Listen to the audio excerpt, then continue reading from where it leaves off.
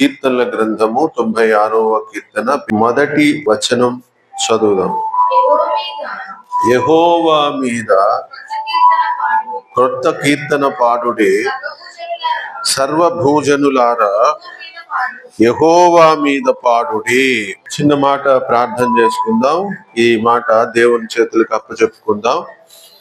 మహాపరిశుద్ధుడు అయిన మా తండ్రి, జీవాధిపతివైన యేసుక్రీస్తు ప్రభువా, నీ ఘనమైన నామానికి వందనాలు, పరిశుద్ధమైన నామానికి వందనాలు, శక్తి కలిగిన నామానికి వందనాలు తండ్రి. ఈ ఉదయకాల సమయములో, ఈ ఆరాధన దినములో ప్రభువా నీ పాదాలను సమీపిస్తూ ఉన్నాము. నీ మహాకనికరం మా అందరి మీద ఉంచండి. ఇదిగో మా చుట్టూను ఉంచండి. అగ్ని వంటి నీ ప్రాకారాన్ని మా చుట్టూ ఉంచండి. ఇక్కడ నీ ప్రభావాన్ని నింపండి. ఇదిగో నాయన, నీ వాత్సల్యతను మా మీద కనపరచండి. నీ వస్త్రపు చెంగు నాయన నన్ను తాకున్నట్లు నీ కృపను అనుగ్రహించండి. ఒక్కసారి నాయన నీ ముఖకాంతిలోనికి దయతో తోడుకుని వెళ్ళండి. నీ ప్రభావము నేరుగా అందరిలోనికి పంపించండి. నీ జీవము చేత మమ్మను తాకండి. నీ జీవమును మాలోనికి ప్రసరింప చేయండి. నీ సత్యమందు ఇంకొక అడుగు వేయగలగడానికి కృప చూపమని వేడుకుంటూ, చదవబడిన ఈ లేఖనాన్ని, ఈ సమయాన్ని మమ్మల్నందరినీ నీ చేతులకు అప్పచెప్పుకుంటూ నజరేయుడైన యేసుక్రీస్తు నామములో అడిగి వేడుకొనుచు ఉన్నాను నా ప్రియ పరలోకపు తండ్రి, ఆమేన్. కీర్తనల గ్రంథం అంటేనే చాలా విషయాలు ప్రస్తావించబడతా ఉంటాయి. ఒక కూరకి దినుసులు ఎలాగో అలాగా ఒక భక్తుడు హాట్ గా ఉంటాడు, ఒక భక్తుడు కూల్ గా ఉంటాడు, ఒక భక్తుడు చిల్లీలా ఉంటాడు, ఒక భక్తుడు మిరియాల్లా ఉంటాడు, ఒక భక్తుడు అల్లంలా ఉంటాడు. ఇవన్నీ కాస్త అర్థం చేసుకోవడానికి ప్రయత్నం చేయాలి. అప్పుడు లేఖనం నాతో ఏం చెప్పాలని అనుకుంటుందో అది నాకు అర్థం అవడానికి అవకాశం. ఓ కొత్త కీర్తన పాడండి అని. కొత్త కీర్తన పాడాలంటే నేనే దాన్ని ట్యూన్ చేయాలి, నేనే దాన్ని లిరిక్స్ అన్ని రాసి పాడి నేను ప్రాక్టీస్ చేసి అప్పుడు ఇక్కడికి వచ్చి పాడాలి. అప్పుడు కొత్త కీర్తన పాడినట్టు అవుతుంది. లేదా ఎక్కడో పాడిన కీర్తన ఇక్కడ పాడాను అనుకోండి, అది కొత్త కీర్తన అవదు, ఎక్కడో ఇక్కడ నేర్చుకుని పాడిన. బైబిల్ గ్రంథం చాలా క్లియర్ గా చెప్తారు. ఈ మాట చాలా ముఖ్యమండో. కొత్త కీర్తన పాడుడి అని మీకు ఎలా అనిపిస్తుందో తెలియదు, కానీ నాకైతే ఒక ఆజ్ఞలాగా. ఎందుకని ఈ మాట పరిశుద్ధాత్ముడు ఇక్కడ స్పష్టంగా రాయించాడో కొద్దిగా జాగ్రత్తగా వింటేనే గాని సత్యం అర్థం. మనకందరికి అర్థమయ్యే భాషలో చెప్పడానికి ప్రయత్నం చేస్తాం. ఒక భార్య భర్త ఇద్దరు కలిసి కొంతకాలం జీవించిన తర్వాత ఒక సుదీర్ఘమైన ప్రయాణం, 20 ఏళ్ళు, 25 ఏళ్ళు, 30 ఏళ్ళు ప్రయాణం అయిన తర్వాత ఆ భర్తను ముందుకు పెట్టుకుని ఆ భార్య ఆ వసంతం చేసుకుంటున్నప్పుడు, లేకపోతే ఆ 60th సెరమనీ చేసుకుంటున్నప్పుడు, 60వ వసంతం చేసుకుంటున్నప్పుడు, షష్ఠి పూర్తి చేసుకుంటున్నప్పుడు ఆ ఎక్స్పీరియన్స్ చెప్తా ఉంటాను. ఇన్ని సంవత్సరాలు మా ఆయనతో నేను నడిచినప్పుడు మా ఆయనలో నేను చూసినవి, నేను నేర్చుకున్నవి చెప్తాను. విచిత్రం ఏంటంటే ఆ అనుభవం ఆమెకు కొత్త కాదు, ఆ మాటలు ఆ భర్తకి కొత్త కాదు, కానీ వింటున్నటువంటి ప్రేక్షకులందరికీ కొత్త. ఆవిడ అతని గురించి చెప్తున్నప్పుడు అతను చాలా ముఖం ఇలా పెట్టుకుని చూస్తూ ఉంటాడు. అలాగే అతను ఆ భార్య గురించి చెప్తున్నప్పుడు ఆమె అతని ముఖం వెంక చూసి నవ్వుతా ఉంటారు. వాళ్ళ యొక్క అనుభవాన్ని వాళ్ళు చెబుతున్నటువంటి ఒక సందర్భమే ఈ కొత్త కీర్తన పాడడం అన్నమాట. పరలోకంలోకి ఈ సంఘ కన్యకను తీసుకెళ్లి ఆ విశ్వంలో ఉన్న వాళ్ళందరి దగ్గర, లేకపోతే ఆ పెద్దల దగ్గర, సభికుల దగ్గర, దేవకుమారుల దగ్గర నుంచోబెట్టి దేవుడు చెబుతున్నటువంటి ఒక మాట ఏంటంటే, అంటే పరిశుద్ధాత్ముడు చెబుతున్న మాట ఏంటంటే, ఇప్పుడు పాడవే పాట ఒక ఎక్స్పీరియన్స్, నేను దేవుని మీద నాకు పర్సనల్ గా ఉన్నటువంటి ఎక్స్పీరియన్స్ నేను పాడాలి. అక్కడ నన్ను పాట పాడు అని అన్నాడు అనుకో, ఏం పాడతాను? దేవుడు నాకు రక్షకుడు, దేవుడు నన్ను సహాయం చేశాడు, దేవుడు నన్ను కాపాడాడు, దేవుడు నన్ను హత్తుకున్నాడు, దేవుడు నన్ను ముద్దు పెట్టుకున్నాడు, ఇది పాడాను అనుకోండి. ఈ పాట పాడితే కొత్తది అవుద్దా? ఎందుకు కొత్తది అవదు? అరే నిన్నేంద్రా, మమ్మల్ని కూడా ప్రేమించాడు, అవునా కదా? మొత్తం ఆ జనాలందరూ ఏమంటారు, వీడు కొత్త కీర్తన పాడతలేదబ్బా, వీడు పాడతాడు అంట. కొత్త కీర్తన ఏంటంటే దేవునితో నీకున్న బంధం, దేవునిలో నీవు చూసిన ప్రేమ, దేవుని మీద నీకున్నటువంటి మమకారం, ఇది నువ్వు చెప్పవలసినటువంటి కీర్తన. చాలా విషయాలు దేవునితో నడిచినటువంటి బంధాన్ని విశ్వంలో చెప్పవలసినటువంటి సందర్భం ఇది అంటున్నాను నేను. భూమి మీద నాకు నచ్చినట్టు నేను భక్తి చేసుకుంటూ, నాకు నచ్చినట్టు నేను ఏదో కోరుకుంటూ, నాకు నచ్చినట్టు నేను ఏదో ప్రార్థన చేసుకుంటూ జీవించేసుకుంటూ వెళ్ళిపోయిన తర్వాత, పరలోకంలోకి వెళ్ళిన తర్వాత వాట్ ఈజ్ యువర్ ఎక్స్పీరియన్స్ అని అడిగినప్పుడు నువ్వు ఏం చెప్పాలి సమాధానం? షూలమ్మితిని అదే విషయం అడుగుతారు, ఏమా వలానా వాడికన్నా వేరే వాడికన్నా నీ ప్రియునిలో ఉన్న గొప్పతనం ఏందో నీ నోట్లో వినాలని ఉంది అని అంటారు. చాలా విచిత్రం. పెళ్ళైన కొత్తలో అత్తారింటికి వెళ్ళినప్పుడు ఆ పసుపు బట్టలతోని, ఆ మెడలో దండలతోని, ఆ తలంబ్రాలతోని, ఆ పెళ్ళి చెప్తున్నా, వెళ్ళినప్పుడు ఆ గడప బయట నిలబడినప్పుడు తలుపు వేసేస్తే తలుపు తీయమని తలుపు కొడతా ఉంటే ఎవరెవరు వచ్చారు చెప్పాలి. అడిగిన వాళ్ళకి తెలీదా ఎవరు వచ్చారు? ఎందుకు అడుగుతున్నారు? నీ ప్రియుడి విశేషం ఏంటి అడిగిన వాళ్ళకి తెలీదా? నిన్నెందుకు అడుగుతున్నారు? నీ ఎక్స్పీరియన్స్ నీ మాటలో వినాలి, నీ బంధాన్ని నీ మాటలో వినాలి, విశ్వమంతా వినాలి. నువ్వేం చెప్తున్నావో విశ్వానికి అది ఒక కొత్త పాట అని చెప్తోంది లేఖనం. భూమి మీద నీ బంధం ఎట్టా ఉన్నది అనేది నీకు మాత్రమే సంబంధించిన విషయం. నాకు దేవునికి బంధం ఎలా ఉన్నది అనేది నాకు మాత్రమే సంబంధించినది. నాకున్నటువంటి బంధం, నాకున్నటువంటి రిలేషన్, నాకున్నటువంటి ప్రేమ, నాకున్నటువంటి ఈ బంధం అంతా తీసుకొని నేను నా సొంత పుస్తకంలో నేను రాసుకుంటా ఉంటాను, నా అనుభవ పాఠంలో నేను రాసుకుంటా ఉంటాను, నా యొక్క ఎక్స్పీరియన్స్ లో రాసుకుంటా ఉంటాను. నేను చాలాసార్లు కొన్ని విషయాలు దాచుకుంటాను దేవుని గురించి రాసుకుని, దేవునిలో ఇది చూశాను, దేవునిలో ఇది నేర్చుకున్నాను, దేవునిలో ఇది నేను చూడటం జరిగింది, ఇలా కూడా దేవునిలో ఉంది అని నేను రాసుకున్నటువంటి నా డైరీలో ఉంటది, నా పుస్తకంలో ఉంటది, నా మొత్తం మెటీరియల్. ఆ మెటీరియల్ గురించి నేను మాత్రమే చెప్పగలుగుతా ఉంటాను. నేను నా మీద పెట్టుకుని చెప్తున్నాను, కాదు కాదు కాదు కాదు. ప్రతి గ్రంథంలో అంటే 66 పుస్తకాలలో ఉన్నటువంటి భక్తులు రాసిన ఆ బంధంలో వారి యొక్క ఎక్స్పీరియన్స్ చెప్పటం మొదలు పెడతా ఉంటారు. చాలా మంది చదువుతా ఉంటారు అంతే, కానీ తెలుసుకోరు. సమూయేలు మొదటి గ్రంథము 2వ అధ్యాయము 6వ వచనం చదువుతున్నాను. ఈ పాట ఎవరు పాడుతున్నారు?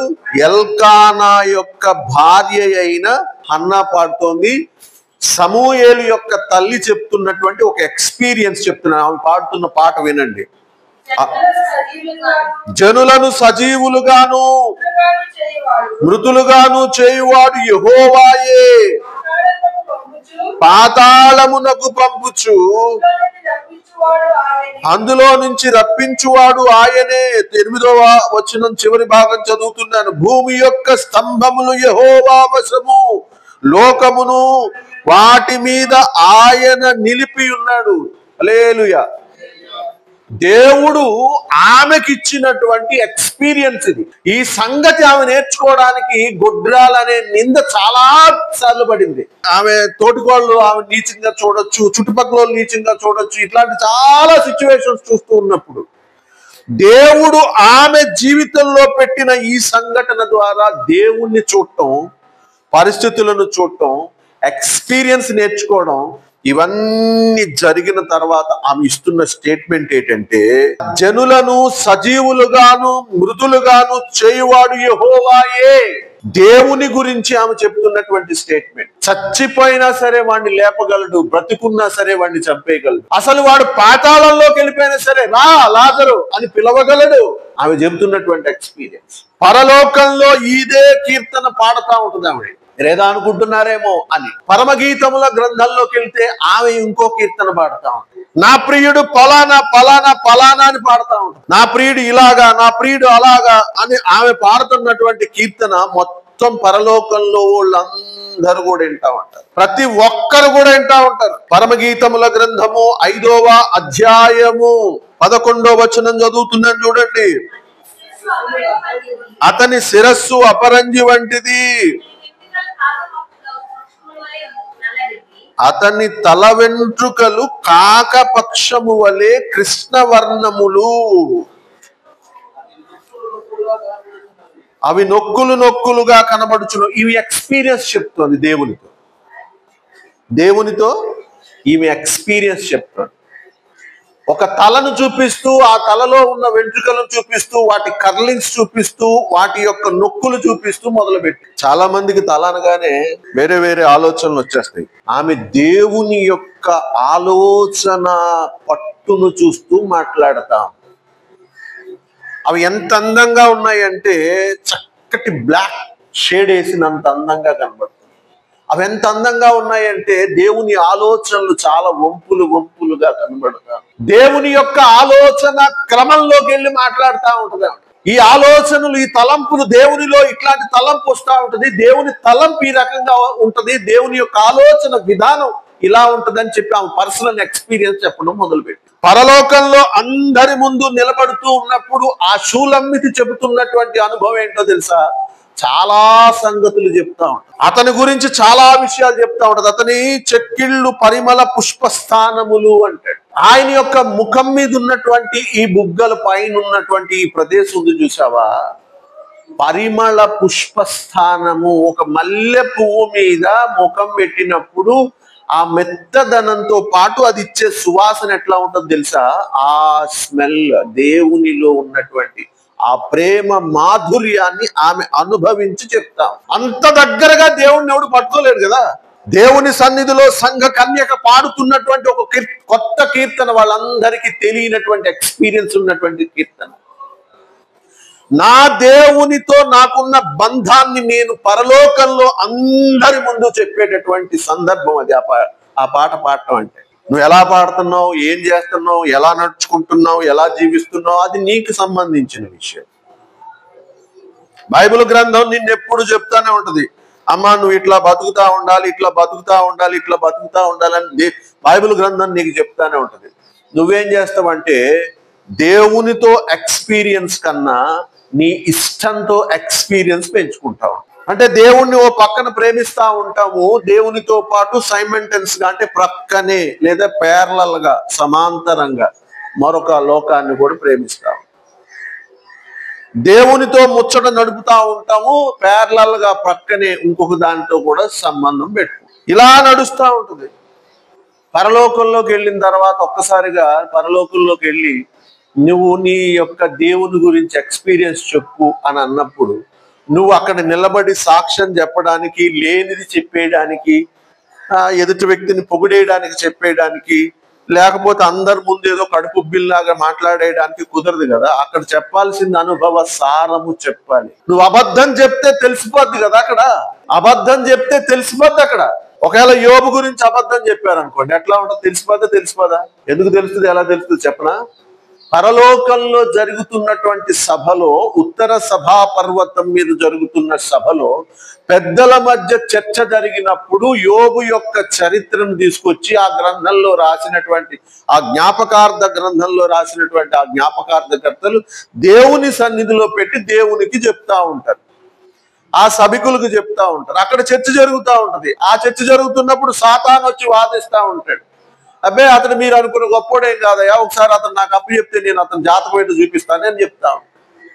ఇలాగ నీ గురించి చర్చ జరిగిన తర్వాత అదే యోబుని తీసుకొచ్చి ఇక్కడ నించోబెట్టి నువ్వు దేవుని గురించి ఒక మాట చెప్పాయా అంటే ఏం చెప్తాడు? నేను దొంగ మాటలు మాట్లాడేసాను అనుకోండి, జ్ఞాపకార్థకర్తలు ఉంటారు, పెద్దలు ఉంటారు, సభికులు ఉంటారు, వీళ్ళందరూ ఉంటారు కదా. మా కుటుంబం ఉన్నట్టు కుటుంబం అంతా ఉన్నప్పుడు ఆ కుటుంబం మధ్యలో నిలబడి నేను చాలా గొప్ప మాటలు, గొప్ప పదాలు వల్లించేస్తున్నాను అనుకోండి, వెనకాల మా అన్నయ్య, మా అమ్మ, మా అక్కలు, మా వదుళ్ళు వీళ్ళందరూ ఉంటారు కదా. వీడు కొద్దిగా ఎక్కువ చెప్తున్నట్టున్నాడు కదరా అనరా. కానీ అలా కాదు. నువ్వు దేవుని మీద చెబుతున్న ప్రేమ విశ్వమంతటికి ఓ కొత్త కీర్తన. వాళ్ళు ఎప్పుడు ఎక్స్పీరియన్స్ చేయనటువంటి కీర్తన అది. మీకు బాగా అర్థం అవడం కోసం చెప్తున్నాను. ఒక లవ్ సాంగ్స్ వినడం చాలా మందికి ఇష్టం, కొంతమందికి ఫెయిల్యూర్ సాంగ్స్ వినడం అంటే ఇష్టం. ఈ సాంగ్స్ రాస్తున్నప్పుడు వాళ్ళు ఏం చేస్తారంటే మాక్సిమం ఏ పాట అయితే రాయాలనుకుంటున్నారో ఆ పాట యొక్క ఎక్స్పీరియన్స్ లోకి వెళ్తారు. లేదు ఆ సిచ్యువేషన్ లోకి వెళ్ళి వాడితో, అలాంటి మనుషులతో మాట్లాడి లేకపోతే గడిపి చూసి అప్పుడు దాని గురించి లిరిక్స్ రాస్తారు. సంతోషంగా ఉన్న పాట కన్నా బాధతో ఉన్నటువంటి పాట మాత్రం చాలా మందికి గుచ్చుకుంటది, చాలా మందికి వచ్చేస్తుంది. ఎందుకంటే దాంట్లో ఉన్నది ఏదో లిరిక్, ఏదో చరణం వాడికి టచ్ అయి ఉంటుంది. ఇదే ప్రేమ దేవుని మీద పాడడం కూడా జరుగుతుంది. ఇదే ప్రేమ దేవుని మీద కూడా పాడడం జరుగుద్ది. ఒక్కొక్క వ్యక్తి దేవుని గురించి ఇదే మాట చెప్తా ఉంటాడు. నేను ఇలాంటి సందర్భంలో ఉన్నప్పుడు ఈ పెద్ద మనిషి నా ముఖం మీద కూడా కనీసం చూడలేదు, పరలోకంలో నుంచి ఇలా చూస్తూ ఉన్నాడంతే. వీడొచ్చి నా మీద దాడి చేస్తా ఉన్నప్పుడు, వీడొచ్చి నన్ను గుద్దుతా ఉన్నప్పుడు, వీడొచ్చి నన్ను దోచేసుకుంటా ఉన్నప్పుడు, వీడొచ్చి నన్ను నలిపేస్తా ఉన్నప్పుడు, భూలోకంలో నేను ఇలాగ నిలబడినప్పుడు పరలోకంలో నుంచి దేవుడు వస్తాడు వస్తాడు వస్తాడు వస్తాడు అని ఎదురు చూస్తూనే ఉన్న సందర్భంలో ఆయన రాకపోయినప్పటికీ, ఆయన ఆలస్యం నేను అర్థం చేసుకోలేకపోయినా, ఆయన ఎందుకు రావటం లేదో నేను గ్రహించలేకపోయినప్పటికీ, నా నిర్దోషత్వాన్ని విడిచిపెట్టలేదు, నా న్యాయాన్ని నేను విడిచిపెట్టలేదు, నా యథార్థతను నేను విడిచిపెట్టలేదు. నేను అలా నిలబడినప్పుడు ఒకానొక దినాన్న దేవుడు నా దగ్గరకు వచ్చి నన్ను ఇట్లా పట్టుకుని, నా ప్రాణేశ్వరి అని నన్ను హత్తుకుని ముద్దు పెట్టుకున్నాడయ్యా నా దేవుడు అని చెప్తా ఉంటే, ఆ ఎక్స్పీరియన్స్ చెప్తా ఉంటే, విశ్వమంతటికి కూడా ఆయన ఇట్లా పట్టుకుని ముద్దు పెట్టుకున్నాడయ్యా అని చెప్తున్న మాట ఒళ్ళంతా పులకరింపజేస్తా ఉంటుంది. కొత్త కీర్తన పాడాలి మనం.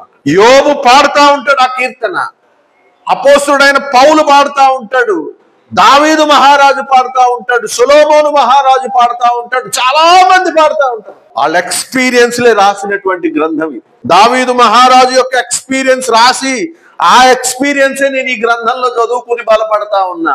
పౌలు యొక్క ఎక్స్పీరియన్సే, దేవునితో అతడు నడిచిన అనుభవాలు రాస్తే, ఆ అనుభవాలు చదువుకునే నేను ఇక్కడ భక్తిలో బలపరచబడుతున్నా. ఒక్కొక్క అనుభవం చదువుతున్నప్పుడు ఆ అనుభవం ఒక్కొక్కసారి ఒక కొత్త విషయాన్ని నాకు చూపించడం మొదలు పెడతా, ఒక కొత్త కీర్తన నాకు వినిపించడం మొదలు పెడతా. దేవునిలో నాకున్న ఎక్స్పీరియన్స్ నేను చెప్తున్నా, ఇది పరలోకంలో చెప్పామని చెప్తున్నాడు ఆయన. చాలా మందికి తెలియదు. నువ్వు ఎలా ఉన్నావమ్మా మీ ఆయనతో అంటే, అలా ఆయన ముందు ఒకలా చెప్పుద్ది, అలా ఆయన లేనప్పుడు, అందరూ ఒంటరిగా ఉన్నప్పుడు అలా ఆయన గురించి ఒరిజినల్ చెప్పు. ఖచ్చితంగా అలాగే చెప్పారు. ఎందుకంటే దేవుడి గురించి నేను అలాగే చెప్పాను. అందరి ముందు ఇంత సాక్ష్యం చెప్తున్నానా, ఒంటరిగా ఉన్నప్పుడు ఎప్పుడు కనబడతావో తెలియదు, ఎప్పుడు మాట్లాడతావో తెలియదు, నేను చేసిన ప్రార్థన ఆలకిస్తున్నావో తెలియదు, అసలు వస్తావా రాదో తెలియదు, ఎప్పుడు వరకు చూడాలయ్యా. నేను చెప్పిన మాట కాదా ఇది.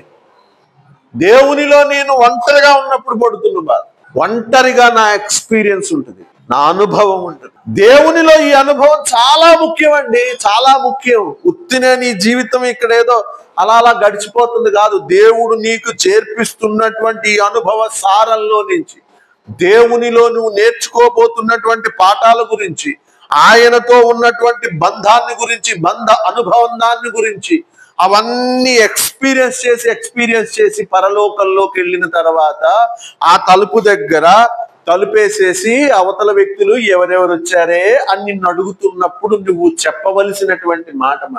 ఇర్మియా భక్తుడు చెప్తా ఉంటాడు, ఆ తలుపేసినప్పుడు చూడండి ఒక విచిత్రమైన మాట చెప్తా ఉంటాడు ఆయన గురించి. ఇర్మియా గ్రంథము 31వ అధ్యాయము 35వ వచనం చదువుతున్నాను. పగటి వెలుగుకై సూర్యుని, రాత్రి వెలుగుకై చంద్ర నక్షత్రములు నియమించిన వాడు, దాని తరంగములు ఘోషించినట్లు సముద్రమును రేపువాడు నగు యెహోవా ఈ మాట సెలవిచ్చుచున్నాడు.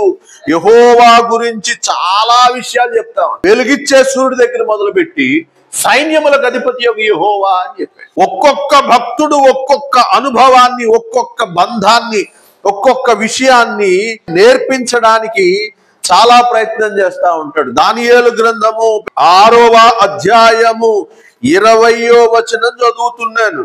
అతడు గృహ దగ్గరికి రాగానే దుఃఖ స్వరముతో దానియేలును పిలిచి, జీవము గల దేవుని సేవకుడు అయిన దానియేలు, అతని యొక్క ఎక్స్పీరియన్స్ చెప్తున్నాడు. అతడు దానియేలు సేవిస్తున్న దేవుడు జీవము గల దేవుడు. ఒక్కొక్క భక్తుడు ఒక్కొక్క అనుభవాన్ని చెప్తా ఉంటాడండి. చాలా విషయాలు చెప్తానే ఉంటారు, ఎవరు కాళ్ళు. కానీ చాలా మంది ఎందుకో వాటిని గ్రహించలేనటువంటి పరిస్థితిలో ఉన్నారు. విచిత్రం ఏంటంటే, ఈ అనుభవము యొక్క సాక్ష్యము నీ పెనిమిటి గురించి నీవు పరలోకంలో చెప్పాలి. ఇక్కడ నువ్వు ఎట్లయినా బ్రతకొచ్చు, ఎలాగైనా బ్రతకొచ్చు. ప్రకటన గ్రంథము 22వ అధ్యాయము 11వ వచనం చదువుతున్నాను చూడండి. అన్యాయము చేయువాడు ఇంకను అన్యాయమే చెయ్యనిమ్ము, అపవిత్రుడైన వాడు ఇంకను అపవిత్రుడుగానే ఉండనిమ్ము, నీతిమంతుడు ఇంకను నీతిమంతుడుగానే ఉండనిమ్ము, పరిశుద్ధుడు ఇంకను పరిశుద్ధుడుగానే ఉండనిమ్ము. ఇదిగో త్వరగా వచ్చుచున్నాను, వాని వాని క్రియల చొప్పున ప్రతివానికి ఇచ్చుటకు. ఏముంది? క్రియల చొప్పున జీతం. నా భాషలో చెప్పాలంటే కర్మఫలం. అది మంచిదే కావచ్చు, చెడ్డదే కావచ్చు. ఆ కర్మఫలం దేవుని చేతిలో ఉందంట. అసలు పరలోకంలోకి వెళ్ళక మునుపు దేవునితో నాకున్న బంధంలోనే నేను చాలా అసభ్యంగా ప్రవర్తించాను అనుకోండి. అంటే దేవునితో ప్రేమ నటిస్తూనే లోకాన్ని తీసుకొచ్చి సంకలో ఎత్తుకోవడం మొదలు పెట్టాను అనుకోండి. పరలోకంలోకి వెళ్ళడం సంగతి దేవుడే. ముందు భూమి మీద నా భక్తి ఎలా ఉంటుందంటే చాలా అసహ్యంగా ఉంటుంది. భర్తను ప్రేమించినటువంటి భార్య భర్తకి ద్రోహం చేయలేదు. అలాగే భార్యను ప్రేమించిన భర్త భార్యకి ద్రోహం చేయలేదు. ఎందుకని? వాళ్ళిద్దరి మధ్య ప్రేమ అనేది ఉంటుంటుంది కాబట్టి. ఆ బంధం వల్ల వాళ్ళు ఏమవుతారంటే తప్పు చెయ్యాలనిపించినా, అట్లాంటి పరిస్థితి వచ్చినా జాగ్రత్తగా తమను తాము అణుచుకునేటటువంటి ప్రయత్నం చేస్తాం. దేవునిలో నేను కూడా అంతే. లోకం నన్ను అనేక సార్లు టెంప్ట్ చేస్తున్నా కూడా నన్ను నేను నియంత్రించుకుంటూ అణుచుకుంటూ చేస్తున్నటువంటి భక్తి. సాతాను వచ్చి ఇలా నిలబడి నాకు తీసుకొచ్చి నాకు ఏదైతే బలహీనతో దాన్ని నా ముందు పెట్టించి కవ్వించడం మొదలు పెడతా. అది పిలుస్తా ఉంటది, పురుషుడు ఇంట లేడయ్యా, దా ఎదురు చెప్పకుండా మౌనంగా ఉండి చాలా చాలా చాలా చాలా ఎక్స్పీరియన్స్ లోకి వెళ్ళిపోయి 7వ అధ్యాయము 11వ వచనం చదువుతున్నాను. సామెతల గ్రంథము. అది బొబ్బలు పెట్టుచున్నది, స్వేచ్ఛగా తిరుగునది, దాని పాదములు దాని ఇంట నిలువవు. సిగ్గుమాలిన ముఖము పెట్టుకుని సమాధాన బలులు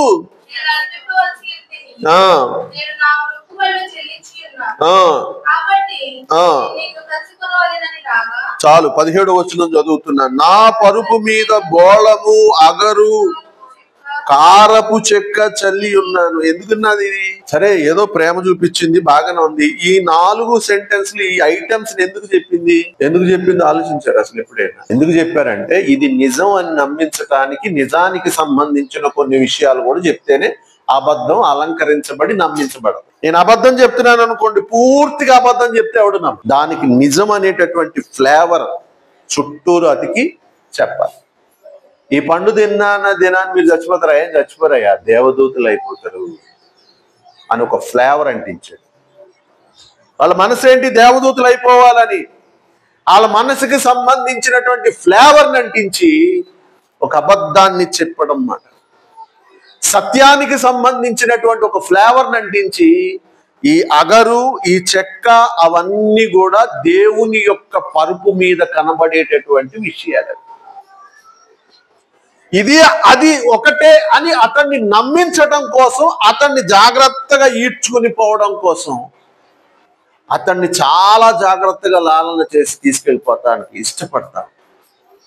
లోకం చాలా సార్లు చేస్తుంది చాలా మందిని. ఇలా వాడికి ఏదైతే వీక్ పాయింటో ఆ వీక్ పాయింట్ తీసుకొచ్చి వాడి ముందు ఇలాగా లాలన చేయిస్తా ఉంటుంది. ఏదైతే బలహీనమో ఆ బలహీనతను తీసుకొచ్చి ఇలాగా లాలన చేయిస్తా ఉంటుంది.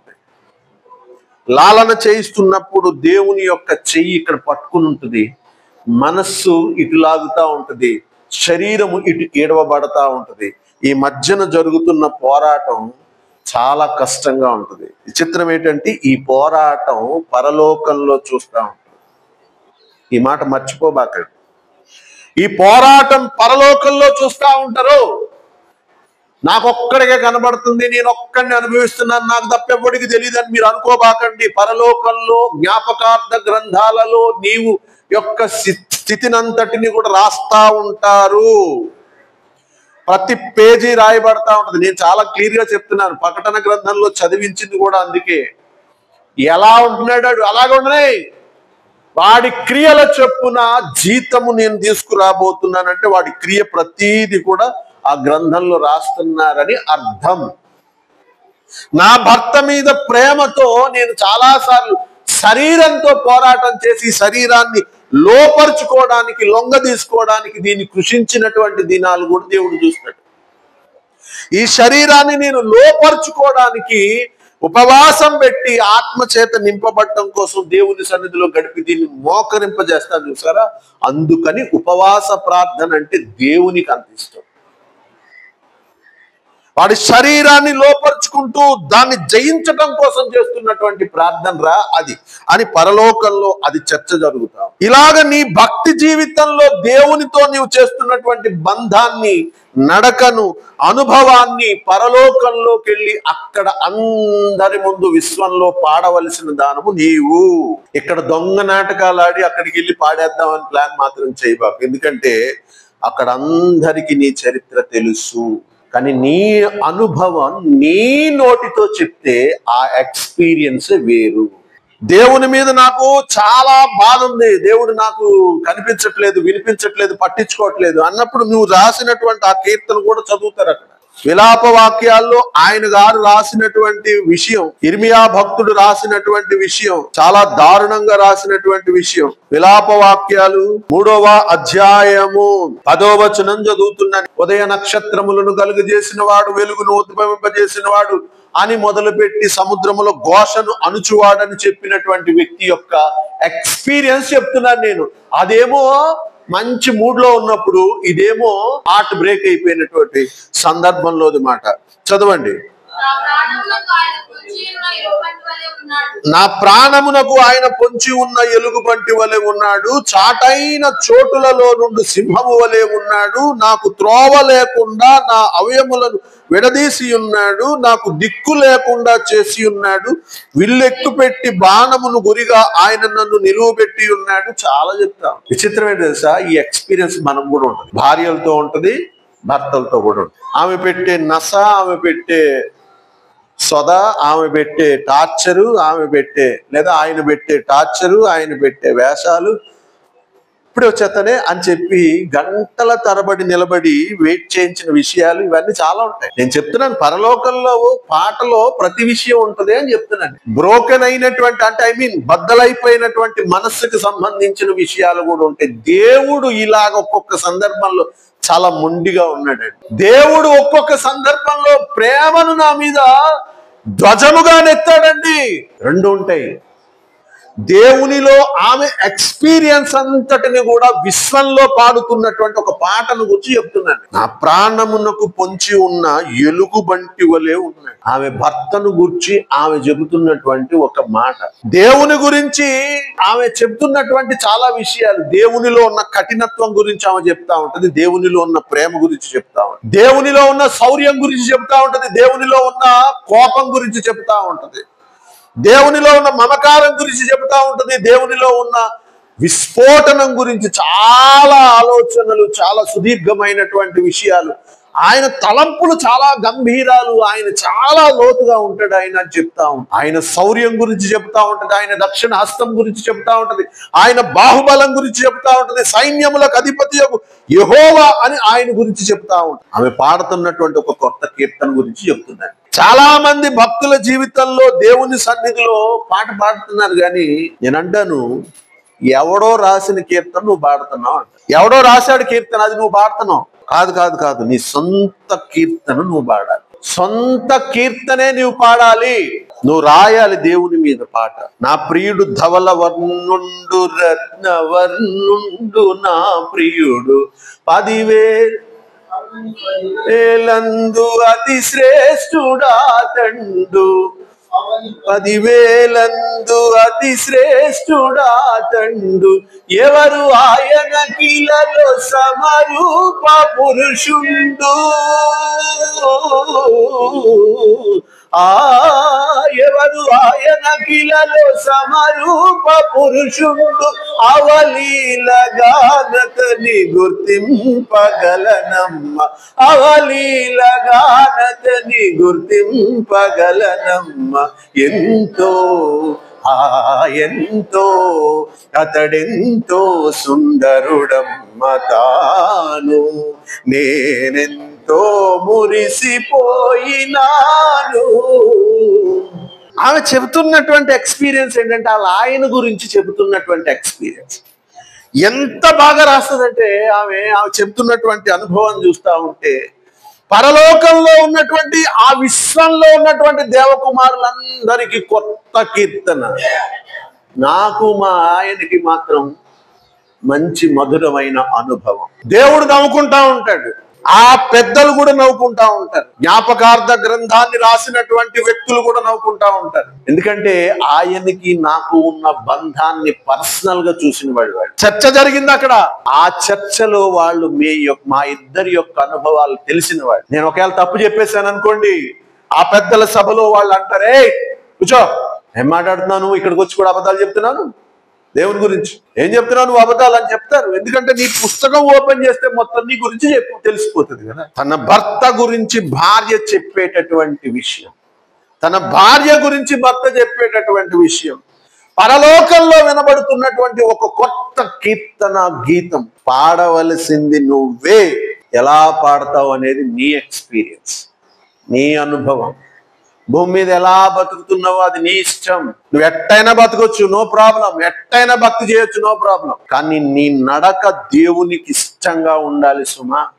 నీ భక్తి చూసి దేవుడు ముచ్చట పడాలి సుమా. ఇలా చేస్తేనే భక్తిని ఎప్పుడు అనుకోవట్లేదు నేను. ఎందుకంటే నా భర్తకి చీర ఎట్లా కట్టుకుంటే ఇష్టమో నేను అట్లా కట్టు. పక్కింటి ఆవిడ వచ్చే ఎలా పెట్టుకోకూడదు, పళ్ళు ఇలా పెట్టుకోవాలని అందనుకోండి, ఆయనకి అది నచ్చదు. ఆమె ముందు అన్నా సరే, ఆమె వెళ్ళిన తర్వాత మామూలుగా పళ్ళు పెట్టుకుంటాను, నేను అలాగే పెట్టు. ఆయనకి ఎట్లా ఇష్టమో నేను అట్లా కట్టుకుంటా చీర, అంతే. అది చూసిన తర్వాత దేవుడు నన్ను చూసి ముచ్చటపడు. అది అందరికీ నచ్చొచ్చు, నచ్చకపోవచ్చు, అది నాకు అనవసరమైన విషయం. దేవునికి ఇష్టనిగా నువ్వు భక్తి చేస్తూ దేవునితో నువ్వు నడుస్తూ ఉన్నప్పుడు నీకున్నటువంటి అనుభవాలు చాలా ముఖ్యం. కాబట్టి భూమి మీద దేవుని సన్నిధిలో ఆయనను ఎలాగ వెంబడిస్తున్నావు, ఎలాగ చదువుతున్నావు, ఎలాగ అనుభవిస్తున్నావు, ఏం నేర్చుకుంటున్నావు, ఏం తెలుసుకుంటున్నావు, ఇది చాలా ప్రాముఖ్యం. ఈ అనుభవ సారాన్ని పరలోకంలో అందరి ముందు నువ్వు చెప్పాల్సిందే. జాగ్రత్త సుమి, భక్తి విషయంలో తొందరపాటు పడబాకండి, అసహ్యమైనటువంటి విషయాల మీద మనసు పెట్టబాకండి. దేవునితో నడవడానికి ప్రయత్నం చేయండి. దేవుని వెనకాల అడుగులు వేసేటటువంటి ఆలోచన నేర్చుకోనండి. ఆయన జాడలను జాగ్రత్తగా పరిశీలన చేసి అడుగులు వేయడం నేర్చుకోనండి. అది కష్టమైన నష్టమైన. ఆయన చేయబట్టుకున్నాను కదా, సీతాదేవిలాగా వెనకాల వెళ్ళిపోతానండి అన్నాడు. అది అడివైనా ఎక్కడికైనా సరే ఆయనే తీసుకొచ్చి లంకలోంచి తీసుకొచ్చి అగ్నిలో ప్రవేశిస్తే అలాగే ప్రవేశిస్తాను అగ్నిలో అని చెప్పి అగ్నిలో నిలబడేటటువంటి రామాయణంలా ఉండాలి. 4 గ్రంథాలు ఎందుకండి అనుకుంటున్నారేమో, అక్కడ కూడా దేవుడే కనబడతాడు. ప్రతి చోట కొంత ఇచ్చట కొంత అచ్చట దేవుని లేఖనం నీకు కనబడతా ఉంటది. దేవుడే ప్రతి చోట తన్ను గురించి రాయించుకున్నాడు కాబట్టి ప్రతిదీ నాకు దేవుని దర్శనంలా చూడడానికి అవకాశం. నేను దేవుణ్ణి అలాగే నమ్ముతున్నాను కాబట్టి. నువ్వు తప్ప నాకెవరు లేరు, నిన్ను తప్ప నేను ఎవరిని వెంబడించను, నేనంత మొండివాడిని మొండిదాన్ని అని దేవుడికి తెలుసు. చావైనా రేవైనా నీతోనే, అసలు నిన్ను వదిలిపెట్టేదే లేదు ప్రసక్తి. అది అగ్ని అయినా సరే, నీరైనా సరే, జలములలో దాటబడవలసి వచ్చినా సరే, అగ్నిగుండా నేను వెళ్ళవలసి వచ్చినా సరే, గాఢాంధకారములో నేను నడవలసి వచ్చినా సరే, ఆ లోయలో నేను వెళ్ళవలసి వచ్చినా సరే, నిన్ను వదిలిపెట్టేది లేదబ్బా అని చెప్పేటటువంటి భక్తిలోకి ఎదగండి. అట్టి భక్తి దేవునికి చాలా ఇష్టం. అలాంటి భక్తి సంబంధించిన అనుభవ పాఠం పరలోకంలో ఇంకా బాగుంటుంది. అలాంటి పాట పాడదాం. అట్టి కృప పరిశుద్ధాత్ముడు మనకందరికి అనుగ్రహించునుగాక.